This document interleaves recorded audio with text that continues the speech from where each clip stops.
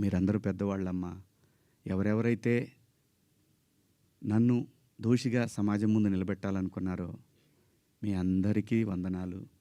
మీరు బాధపడ్డందుకు మీకు కూడా క్షమాపణలు. ఇది శివాజీయే ఎందుకు, ఇంకా ఇంతకుముందు చాలా జరిగినాయి కదా. వాళ్ళని అడగరే? నేను చెప్పింది ఏంటి? మనకెందుకమ్మా? సమాజంలో ఏ తప్పు జరిగినా అందరూ వేళ్ళన్నీ సినిమా ఇండస్ట్రీ వైపు వస్తున్నాయి. ఆడపిల్లల రేపులు జరిగినా,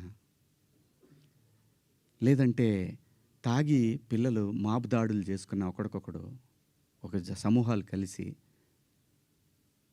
ఆ సందర్భంలో మాట్లాడాలా లేదా?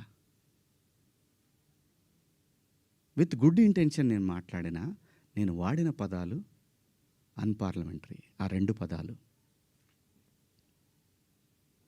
ఇంతకు మించి నేను ఏ తప్పు చేయలేదు. చేస్తే క్షమాపణ చెప్పడానికి వెనకాడను.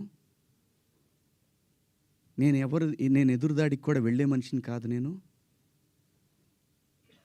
నా కోసం నా ఇంటెన్షన్ అర్థం చేసుకున్న వాళ్ళందరికీ కూడా థ్యాంక్ యూ సో మచ్. ముఖ్యంగా అనసూయ గారు నా ఇన్సెక్యూరిటీ గురించి మాట్లాడారు.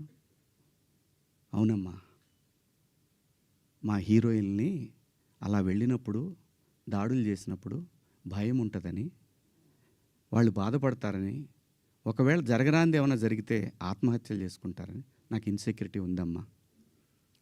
ఇంకోటి, నా మీద మీరు జాలి చూపించారు. ఐ పిటీ హిమ్ అని. చాలా థ్యాంక్స్ అమ్మా.